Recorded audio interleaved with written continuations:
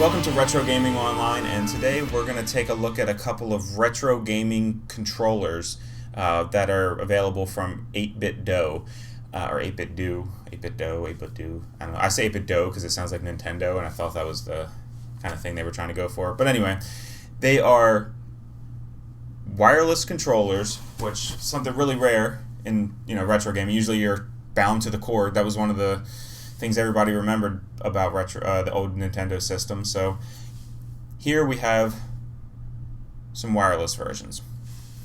So first we have the two Super Nintendo versions. We have the European version with the colored buttons, and then we have the American version with the purple buttons. Basically the same controller, just different colored buttons and different style buttons. The European version had all of the buttons were kind of curved outwards, whereas the Y and X button on the North American release was concaved. And this one is a cool little thing. It looks like a regular Nintendo controller, but it has two analog buttons. It has shoulder buttons also. There's four shoulder buttons, but we'll take a look at that once we open them up. And then the other thing that I have today is a wireless adapter. And it's by the same company, 8BitDo. This adapter actually lets you plug this into a Super Nintendo or a Retron 5 or a computer even, and you can then connect to any one of these controllers and use that with your old actual Super Nintendo from the early 90s. The way it works is it comes with a USB cable and a little adapter, and you literally just plug this into your Super Nintendo and then sync them, and you're ready to go. It works beautifully. What I've been doing is I've been playing some games through emulators, and I will you just plug this into your computer, and then you can connect them directly via the Bluetooth, and boom, there you go. You have a wireless Super Nintendo controller. So let's open it up and take a look. I've already opened them because I've been messing with them, but the packaging is amazing. The quality that they put into the packaging is represents how nice the actual controllers are. So the first thing, it's a really nice foam padding. I've never actually felt anything with this kind of foam. It's weird, but it's really nice. Then you have the actual controller. It is identical to the Super Nintendo controller, except for it has some grooves here and some grooves and a USB port. Those grooves, you can actually buy an adapter that you can clip your phone to, and then you can play via Bluetooth to your phone if you have emulators on your phone and stuff. It's a pretty cool feature. The controller, the first thing you notice is it feels like a Super Nintendo controller. I'm sure you've had generic controllers that you've bought in the past that just feel like crap. This literally feels just like a Super Nintendo controller. The D-pad feels great. The start and select buttons are rubber like you expect them to be. I can't say enough how good the controller actually feels. Let's see what else is in the packaging. The two rubber pieces come out.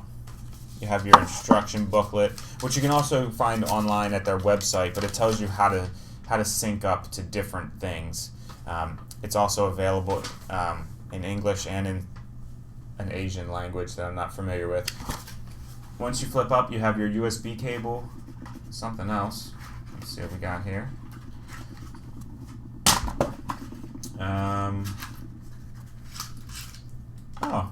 It's a keychain.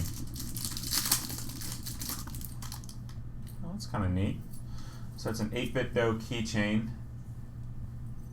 and on the back it has a Nintendo controller, and they say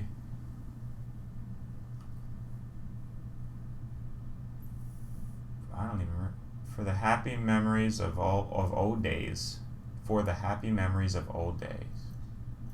Alright, so it's got a motivational quote. And then this one is the USB cable. So this is obviously how you would charge it, and I assume you can play through the USB cable on your computer. It's pretty decent sized cable, probably 3 feet. It's a good quality cable too. It's one of those thin cables that don't really kink and stuff. So yeah, that's everything that comes inside the box. So that is the let's see what the SNES30 game controller, and it advertises that it's functional for Android, iOS, Mac OS, and Windows. Which I've tested it on Mac OS, I've tested it on Windows, and we've tested it on the actual Retron console. We haven't tried it on an actual Super Nintendo, but there's no reason why it wouldn't work if it worked on the Retron. This controller, essentially, like I said, the same thing, except for it has the colored buttons. Again, feels just like the regular Super Nintendo controller that we're all used to playing. Now we're going to open up this guy. This guy was kind of intriguing because it's not an actual Nintendo controller, but it looks like a Nintendo controller. And this is the NES Pro game controller. So let's open this bad boy up and see what we got inside. Again, the same fantastic packaging. It's in there good. I don't expect any damage during shipping with this guy. We'll put the controller down for a minute and see what else. So the foam comes out. Inside we have an instruction booklet similar to the last one. And again, we have USB cables and another keychain. This appears to be the same keychain. And the same USB cable, which is nice. And then we have the controller. And I'll get a couple better close-ups of the controller so you can see. It feels really good. It's a little small, I think. So as you can see, you have your A, B, X, and Y buttons. You have your analog stick. You have your start and select, which again feel just the start and select and the D-pad feels like a Nintendo controller. The buttons on the face, they feel good. They don't feel like a Nintendo controller, because the Nintendo controllers were concaved, but they feel good. They're responsive. They click. Then you have 4 buttons on the front of the controller. You have the ones on the outside, the ones on the inside. That's something I'd have to use more to really see how I would like it. And then you have the main feature, which is the analog sticks. They're 2 tiny analog sticks.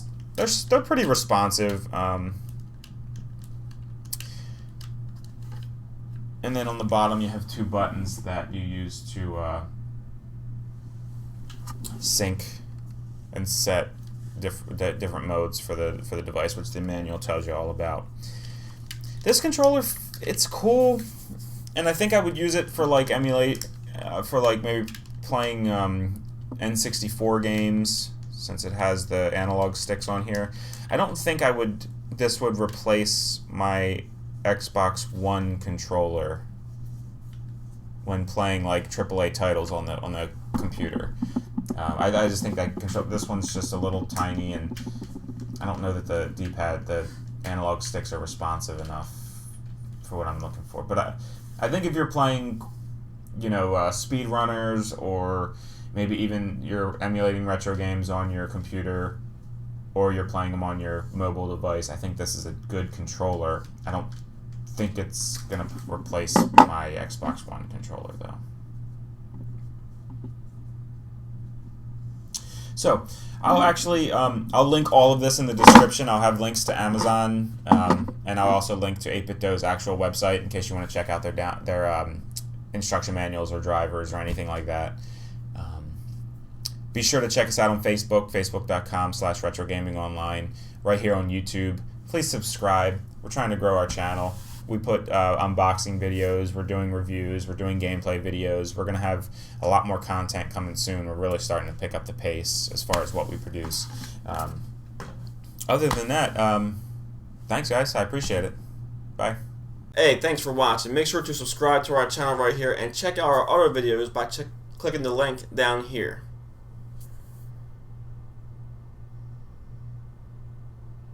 Perfect. Okay. Alright, this wasn't recorded. We gotta do that again.